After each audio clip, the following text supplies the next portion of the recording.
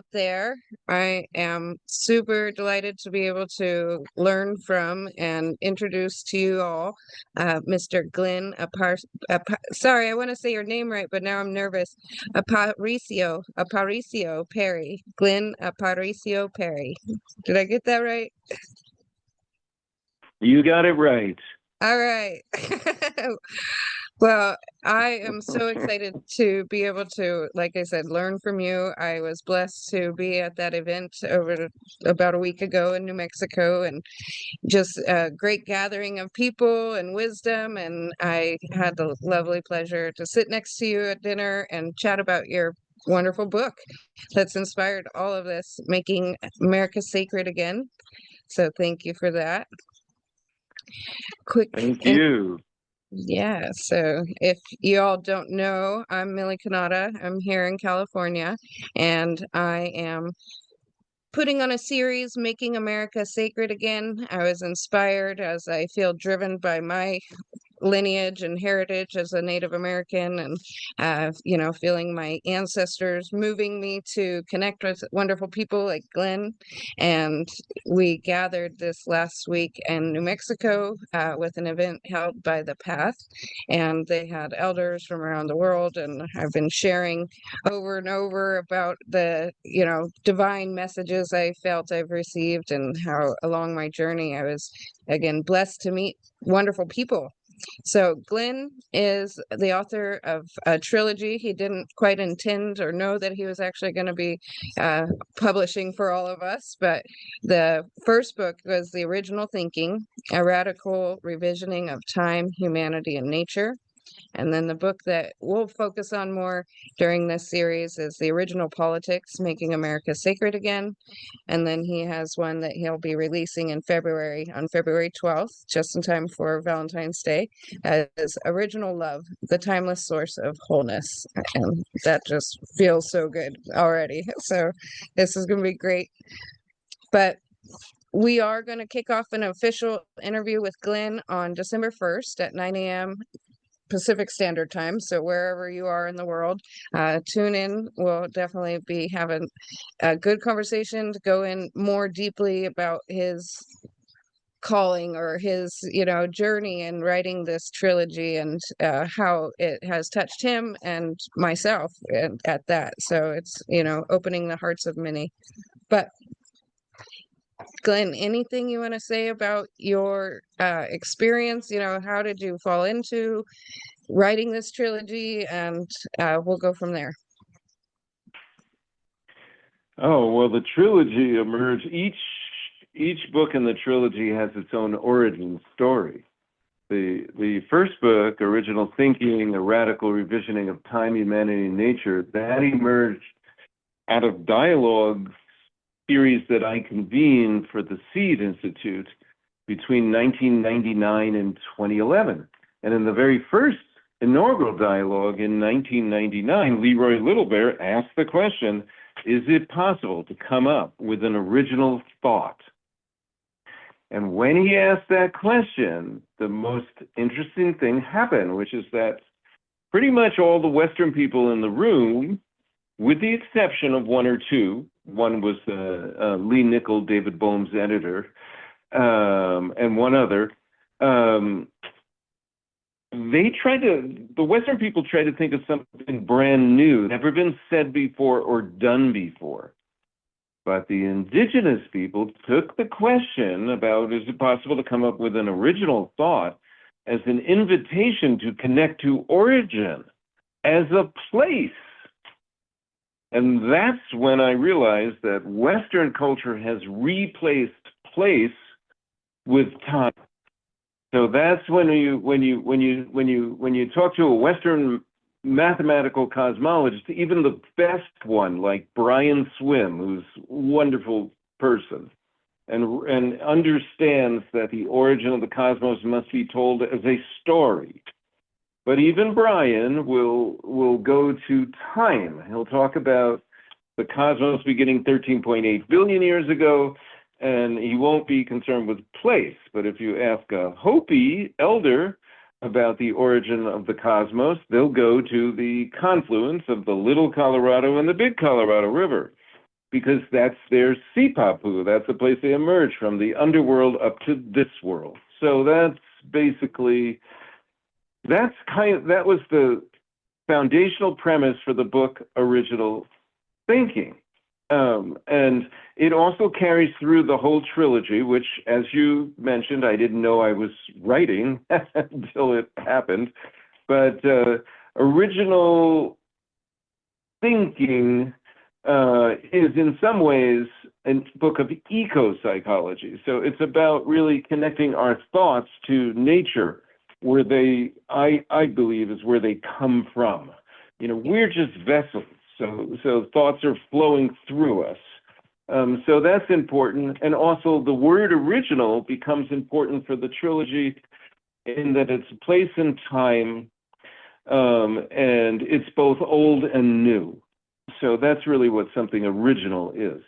So Original Politics, the book that you're immediately interested in for this series, this one, Original Politics, Making America Sacred Again, that book has its own origin story because I was invited to present at a conference called Honoring the Ancestors of Turtle Island. It was in Illinois. And I went to that conference. I was encouraged to go to the conference by train because apparently where the conference site was very close to a train station. So I took Amtrak, and I hadn't taken Amtrak for a long time. I used to take it all the time when I lived in Woodstock, New York, to go to Manhattan. Nice. But I took this train, and it takes a long time. I felt like Abraham Lincoln because, you know, he came to Washington, D.C. on a train. You know, that's the only way anyone got any place then. And, you know, Amtrak doesn't own its own lines, but it's still beautiful, you know, going from New Mexico up through the mountains, chugging through, you know, alpine forests and going into the marshlands. And then you finally get there, you know, a couple of days later. And on the way, Amtrak assigned people, since I was traveling alone, they would assign people to dine with me. And it just so happened that I got assigned with a Trump supporter. This was the summer of 2016. And I was assigned with a Trump supporter who was from Lawrence, Kansas. I was assigned with a gay African-American poet from Albuquerque. And I was assigned with a Native American who was originally from Oklahoma. And we got into a conversation. Well, I initiated it by asking them, what is the sacred purpose of America? And why do you think the person you support would fulfill it? And it was really interesting. It was really interesting. Without getting into too much about it, what happened is that, you know, the Bernie Sanders supporter, that's the gay African-American poet, I should have said, he's the Bernie Sanders supporter, although he considered Bernie Sanders too far to the right, if you could believe that. Yeah. So he started to agree with the Trump supporter on a lot of things. It was almost uncanny and it was almost unsettling. But still, they had their disagreements. Well, but the Native American was silent until the end, when then he came in and he gave a vision which really became the vision of the book. The foundational premise of the book was that this nation was truly founded on Native American core values, and that we've forgotten that. I don't think Native Americans have ever forgotten that, and they're generally more aware, as I'm sure you are, of the influence of Native American values on the founding of this country. Because, you know, Native America is really an egalitarian, traditionally was very egalitarian, and understood liberty. I mean, I can't tell you how many times Native people have said to me the phrase, "It's up to you." You know, I would ask Grandfather Leon Secretero, "Can I do a coming of age ceremony for a young girl?" And he would say, it's up to you. So Yeah. there's this idea of taking responsibility is very beautiful, and also allowing whatever comes forward to come forward. Yeah, no, that is definitely a beautiful way of saying it. So it does bring accountability, in our actions. And we have people like you and our elders who guide us, or the plants and the animals who guide us. And, it's hard for some of us to conceptualize that all into words. And that's where I've just been, taken by how just listening to your audiobook. I have your book coming in the mail and plan to finish that soon. But the depth that you're able to bring to this reality is just tremendous. And thank you. But Oh, what you're a welcome. it was kind of interesting when we also met and had a nice time to be able to sit at dinner and break bread. Politics naturally comes up, and so where I see the inspiration of this Making America Sacred Again series is to open this container for people of all different directions and walks of life to come together. Because as you mentioned, we have a lot of commonalities in our understand or reasoning, maybe not understanding, but in our reasoning. And where I think what helps is to bring it back to the indigenous way, or the working within the law of nature. And one thing that I've been focused on is trying to express how the law of nature is, or and you can't shout it at the world like these are your 10 commandments. But what I'm excited for is I can be, and so there was a question at the event we met at, and how can we help this ripple through the world, and my answer was by being. But then there comes confusion, like with the law of nature, do no harm. Well, what is harm? And so that's where we get lost in the weeds of things, and instead of living. And what to bring this back basically is, how do we show up? How do we be? And then be able to have those conversations at dinner, to where we can, like my father yesterday said, he doesn't feel he's really had a open conversation since 1970s, being able to talk about what's happening and all the things going on, and that everybody's kind of, right now I see division in every single movement, or whatever you want to call it. So that's why I'm just excited to open this container. One thing you mentioned too, what does sacred mean? I'd love to talk about what is that, because there is even confusion Mm. of what's sacred. Mm. Yeah, that's a great question. To me, there's a lot of ways to address that question. I mean, the very word comes from Latin, so it comes from sacare. It means to devote or dedicate. It's what is sacred tends to make things whole, and what's whole tends to be holy, because. But it doesn't mean that one place that's sacred doesn't mean that other places aren't exactly. It's just simply that a place is important, and if there's a place where people come and pray on a regular basis, they're going to be feeding the spirits of that land, of that place. And that's going to build up a quality that is palpable when you go there.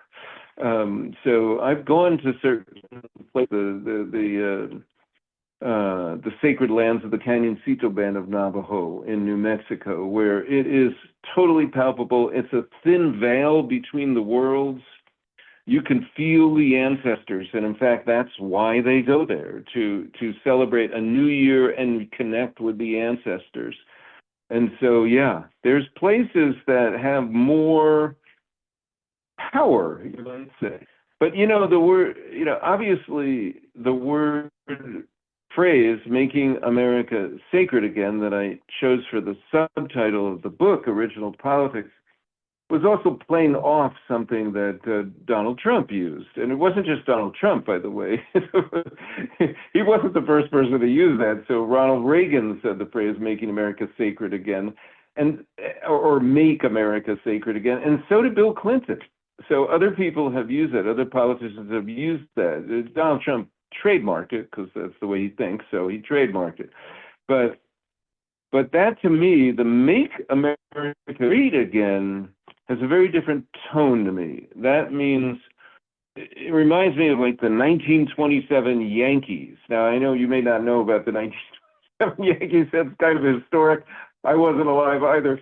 But that was Babe Ruth, Lou Gehrig. They were called Murderers Row. They were hard to beat. They won everything, you know. Yeah.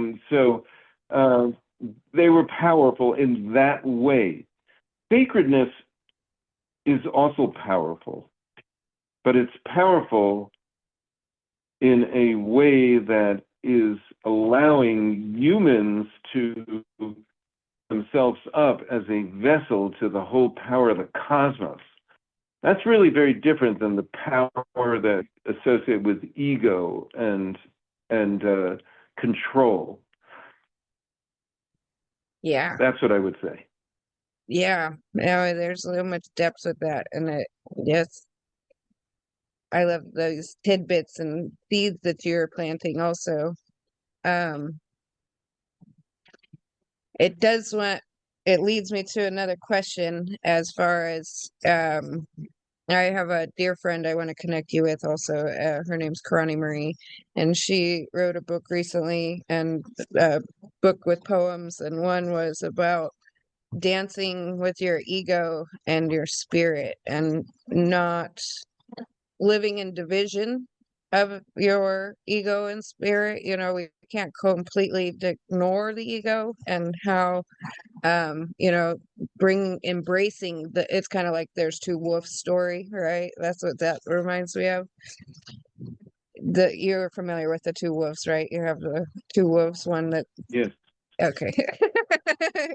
And so with that, let's lead into that. So like just opening the container for this series as far as like what is sacred, and when we find ourselves challenged, by our ego that I guess protects us or empowers us, how to recognize in right action. There's a difference for me personally. I feel a difference in when I'm in ego versus in spirit, right? Like, and even things flow differently for me when I'm in ego versus in spirit. And so yeah, with that essence of the question, how would you say you walk in spirit while recognizing your ego, or still embracing all of you at that? Does that make sense? It makes sense. I mean, so, to put it back in the context of the books that I've written, they all come about through prayer. So I'm an ancestor worshiper. Let's just put that out there. I mean, I have my altar. I pray to the ancestors all the time. When a dear elder passes over, that doesn't end the relationship, not at all. So in some ways, it can become even almost stronger. So they come into your heart. They take up residence in your heart. And I wrote about this in Original Love, actually, kind of communion with living ancestors. What I would call a living ancestor is someone that is still very much alive because they've taken up residence in your own heart now. And we're just, our job while we're in the body is to complete the work that our dearest and most respected ancestors started, that you couldn't quite finish. Maybe we're not going to finish it either, but we're going to move it a little bit further along the line. We're going to do our best while we're alive to make that manifest. So the ancestors are dear to me, and that's when I pray and when I receive a message of what to do. You know, I generally do it. I realize some people leave the message. You know, we all say you get a calling, but some people leave it on the answering machine. You know, because there's they don't want to take the call.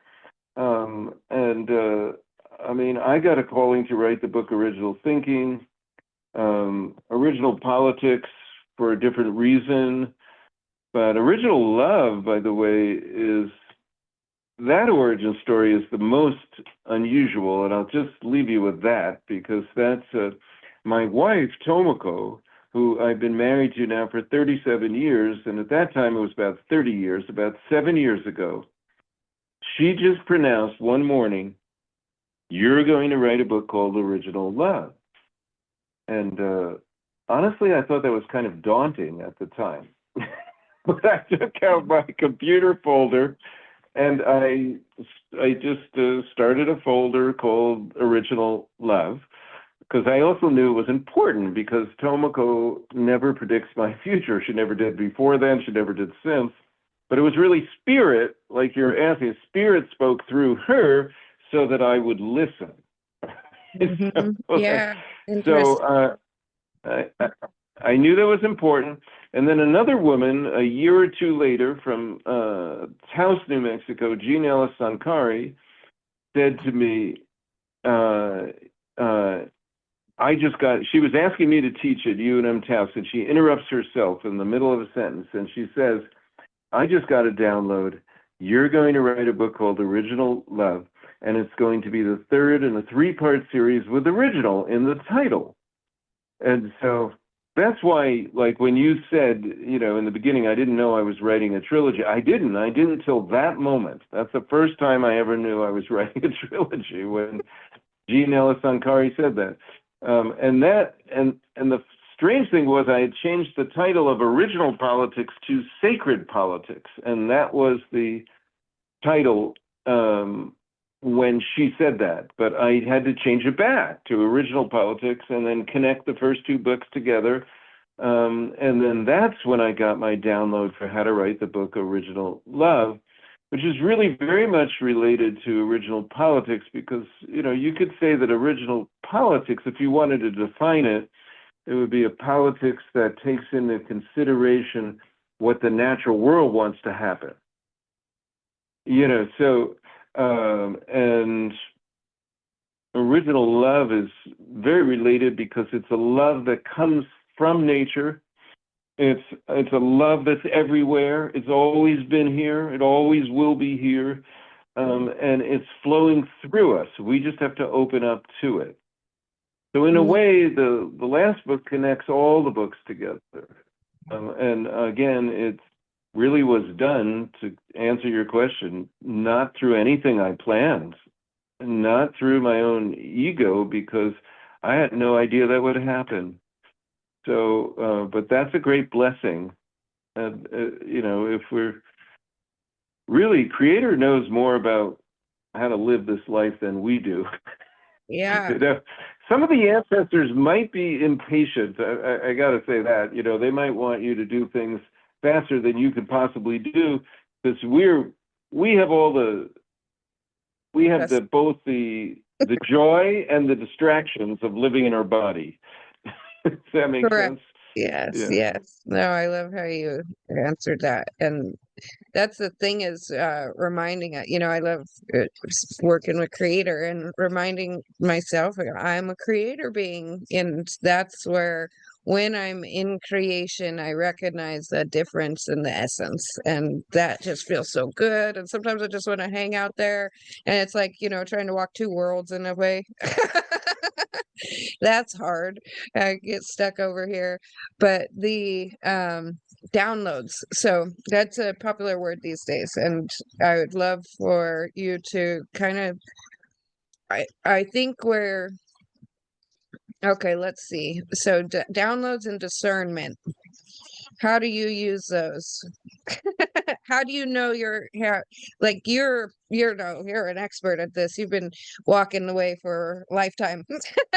So if you're Huh? newly Maybe. stumbling on these seeds that are being dropped and you're, noticing the beauty of this world and how it does speak to us and how the animals speak to us and all of that, um, and you're getting messages, right? I know I talk to my animals all the time.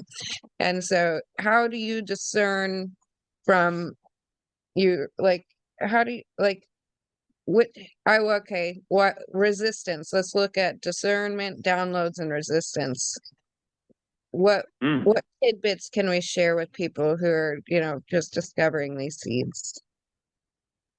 What is inspired Mm. from those words? Discernment. The three words you wanted to address are discernment, downloads, and what Uh, was the third? man, I forget it now. But let's see. It was basically being able to discern and then like the resistance.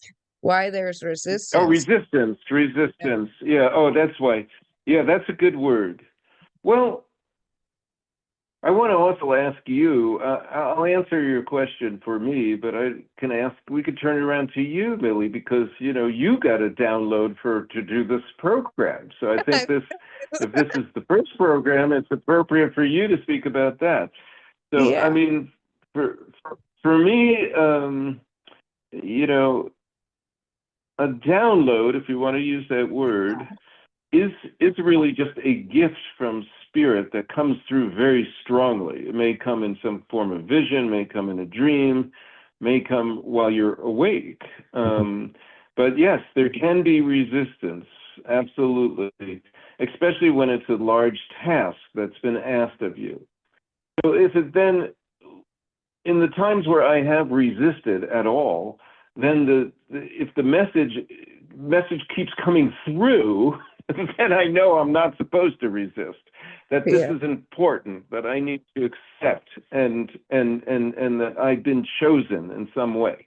Mm. So let's turn it around to you. So what was the download that came through you, Yeah. if you don't mind me asking, that gave you the inspiration to do the program Making America Sacred Again? Yeah. So, that I guess it started on the 11th of this month. It was a magical portal day.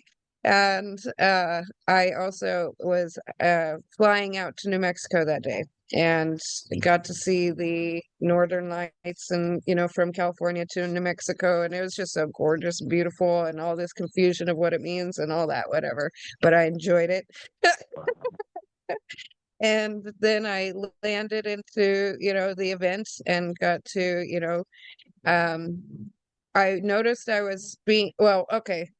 I decided to go to the event because I checked out how much the flight was, and for some reason I was able to book that flight for $11. So in all divine action, I decided, well, I'm supposed to go, and so there I went. And as I entered that journey, Oh, it was magical from the time I got on the plane to seeing these lights, that I hadn't had a chance to see before because it was always too foggy. And I just knew I was entering something special or sacred. But at the same time, not knowing what I was to be expecting, but being open to receive. And knowing I had a yearning to connect with my people, and it makes me emotional. But I live in a very progressive area and I don't always see the things the same way as some of my dear friends or community. And I, was seeking for right action, direction to know I'm in right action. And I got it. There's so much from that event that, I can spend hours talking about. And then Chaco Canyon was, oh my gosh, I went on a whole little journey there where a walking stick found me and told me to go on a journey. And I had all kinds of crazy stuff happen. I saw our ancestors, I talked to them, and it was, I was able to be, and it was mm, okay because I was with my people. And although you guys are all new to me, I knew there's something, right? Mm. And so Oh. I know it breaks my heart to just feel I can't, feel that. Well, what it is I know we have these people here too, and where I see a lot of discourse, it breaks my heart. And there's division in every movement you could consider. And then, we're at dinner, breaking bread and enjoying the people after Chaco Canyon. And I believe I have an interview actually or a meeting with Gloria. And she was talking about her experiences protesting and how, 70-year-old Native women being hassled, for speaking their truth and what they are concerned with. And, and I wanted to, and just that whole experience, that was a great kind of way to end that trip with you. You really like helped at the end. You were Mm. my, we all parted ways after that, and I got this cool hat, and I got to, come on and talk about my experience with, getting to know you. And there was even in that sacred space of dinner, a situation where a woman had a lot of anger and hate. And that's where kind of I felt the changing of my energy, right? And so it's like, okay, I don't want to get into that kind of conversation because it causes division and whatnot. And it reminded me, and I think I even at one point I would bring it back to, let's bring it back to the sacred, let's bring it back to the circle. And we really just kind of calmed and everything carried on as good. But that was a moment where I felt I actually had a way to open a container and be able to hear people and their considerations and uh, remind us all to bring it back to the sacred. And so then, as it's all stewing, and I'm sitting, thinking about my journey and what everything happened, and it's this wonderful, I called it a tagline, but you called it a, what do you call it again? I haven't written a book yet. Subtitle. Subtitle. Yeah. Yeah, and it's just perfect, and it was like then what had basically confirmed for me, I've learned I have to ask for confirmation because I maybe do intuit more, and I'd want to discern what messages I receive. And so then it's like, okay, I need confirmation this is right action. And I've spent a lot of time on wanting to support people like you with small businesses and local and with good messages. And I felt myself spinning wheels, and it just was like you said, there was resistance. If it didn't work, it's not meant to be, is kind of how I looked at it. And then with this, it's flown already, and I wanted to have this conversation with you before even opening the container for all these people because you were my inspiration for it.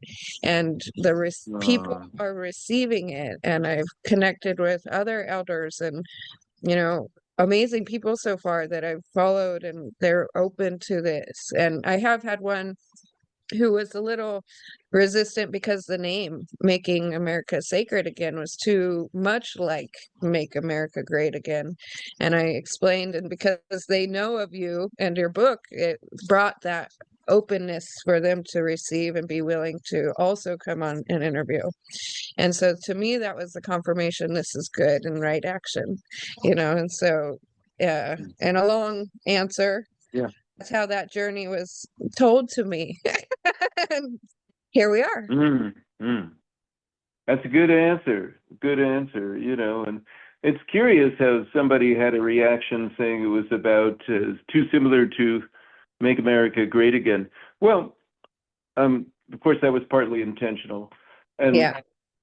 I'm sure you realize, and I'm sure your listeners realize that, America is a funny word, first of all, because it could apply to all of Turtle Island. It could apply also to South America. It could apply, so it's the United States of America is a curious term. The actual first Americans were Native Americans. That's the term that the colonists used as Americans. So they were from the continent of America, and they were living there and had been living there. And so they were called Americans. It's only after a political nation, the United States, that we began to have people native calling themselves Americans. So that's part of it. You know, it's there's so much to discuss. So I think we don't have time to. I really appreciate that you've opened up the space.